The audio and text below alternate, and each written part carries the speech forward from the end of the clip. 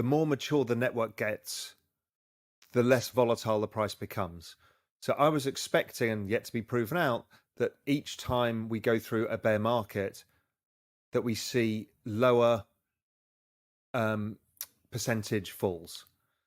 So Amazon is, I use this as my best example of network adoption models. It came out of, it went public, it fell 95 or 96% in 2001. It then rallied back, it fell 65%, then it fell like 45%, and then the sell-offs were 30%, and then was even less. So that's because the network gets more mature as more and more people join it, so it becomes less volatile. So that should be true of Bitcoin and should be true of Ethereum. And I think that's playing out. So what ordinarily would have been maybe at this point down 70% has now been in a sloppy down 50% sideways range. Okay, that's a whole new thing we haven't seen before. So it's interesting. Now, it's yet to be proven out. Who knows what So plays out.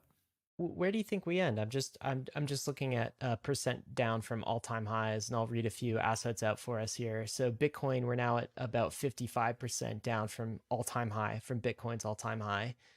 Ether, we're about 53% down from all-time high.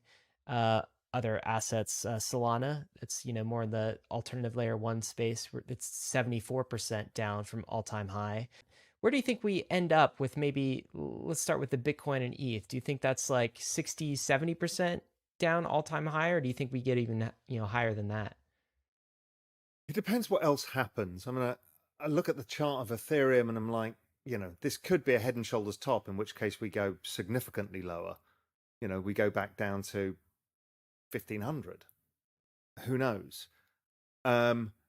Or what's more likely is, I think, is we're forming another sort of wedge, and that therefore 2000 is the low. I just, I don't know. These are volatile assets. But that the early adopted, so Solana should be what Ethereum was in the last cycle. How much was Ethereum down in the last cycle? 95%. Oof. Well, it's going to be somewhere around that, right? And we've seen that play out, that kind of, Ethereum's been slightly different because it had so much adoption in this cycle. But generally speaking, they kind of look like each other at early stages, like the Amazon. So the early ones look like Amazon, and they become less like Amazon they become less volatile over time. So Bitcoin and ETH seem very similar these days in that kind of volatility structure. But, Solana, Terra, all of this needs to be proven out. It also took a long time for that to play out too. I mean, this took 2018, it wasn't until 2019, and then of course we had COVID in 2020 where we saw the ultimate low for these assets. But that COVID drop aside, I mean, this was a kind of a multi-year bear market. From a time frame perspective, do you think something like that is ahead, or do you think now that we're playing with kind of I guess the Fed, what do you call it, rubber band or something, where we're slingshotting back and forth? Do you think that maybe this bear cycle in crypto is faster than 2018, 2019? Yeah, it feels structurally different. But, it's very difficult when markets like this, when everything looks absolutely terrible, it's very easy to extrapolate the worst. But generally speaking, it feels that it's going to be shallower and shorter, because I don't think it's driven by the halving cycle any longer. I think this is driven by the macro. This is a pure macro event. And I think as Ethereum has become a more dominant ecosystem over this cycle, its own kind of triple halving, or whatever you want to call the ETH2 merge, is going to be another factor within this market. So I think the structure of the markets changes, and that's just the network maturity that we talked about before. It's just how things evolve over time. So I think the structure has changed. I think it's going to be shorter because we think the macro cycle is shorter.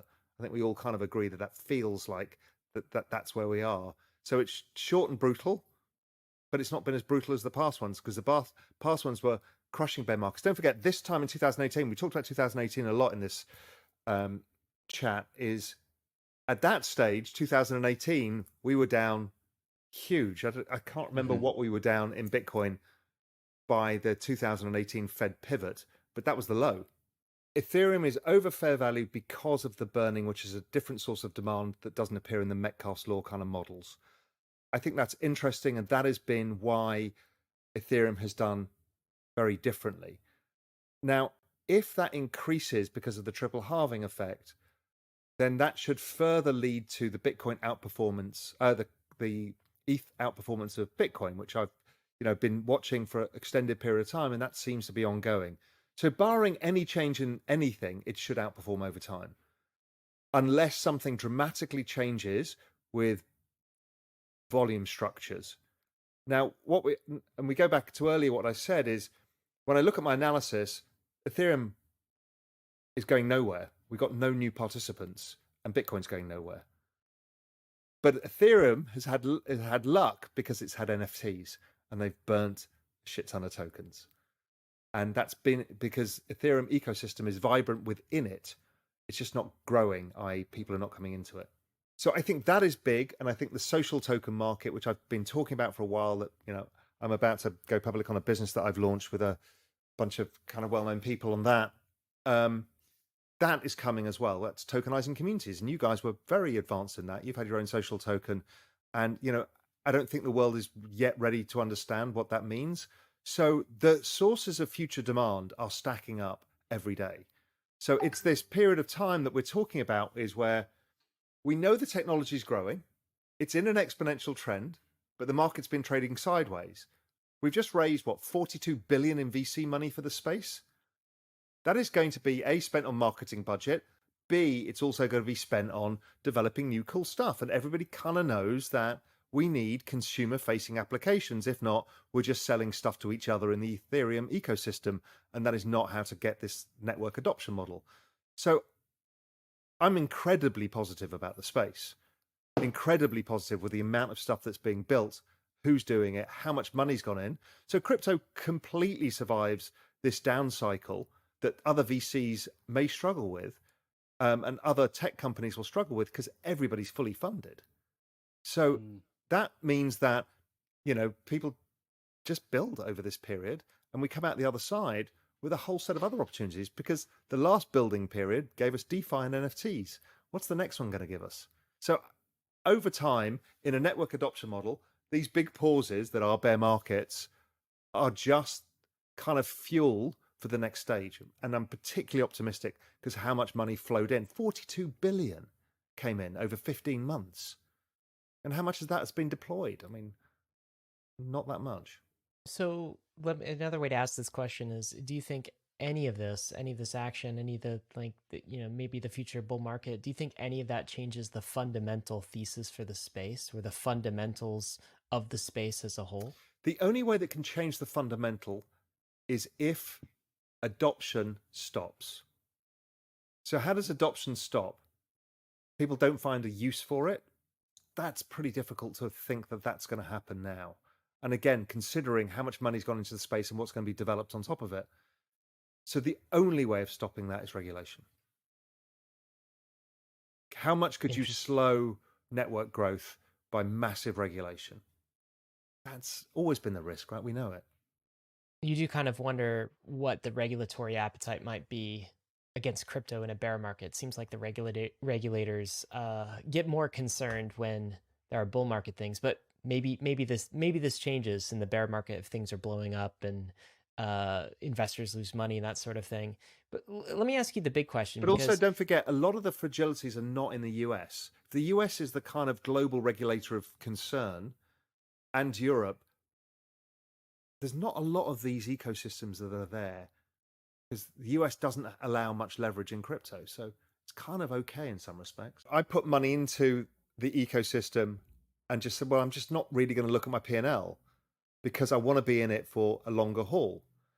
Is that the right move? Because in the cycle in, which one was it? 2013, I bought Bitcoin early 2013 and sold it into the rally in 2018, but too early.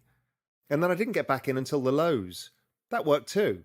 So you don't have to hold on. So if your pain tolerance is, I could do something else with this money or just keep it in stables, do that too. That's okay. But I've just kind of thought, well, if I just write it off and just don't think about it, then I can just leave it there and I can add to it. And I kind of do that with it. I learned this trick with wine. So I collect a bit of wine, and stuff that I've bought, I write off immediately, and I try and forget what I paid for it. And I stick it in storage. And 10 years later, I don't have the, oh my God, I can't open that Mm. thing. Hmm. And you just forget about the value of it. And what you get is at the end, you get this, amazing wine at the end of it that you can drink and you don't think about it. With crypto, it just allows you to be in it. So I look at the price chart all day. I mean, I've got like 5 fucking crypto charts next to me in real time on my Bloomberg, but I don't look at my P&L. I will do, I'll have a peek at highs and I won't at lows because I'm not going to do anything. I'm not going to sell it. And really, all I want to do is, if I can generate some more cash and my wife stops buying stuff, I could then put it, I could put it just more into crypto because my belief is in the network adoption and the space overall. And this is one of the biggest fundamental change to both the financial economy and business models that we will ever live through or have ever lived through. And to not participate is stupid.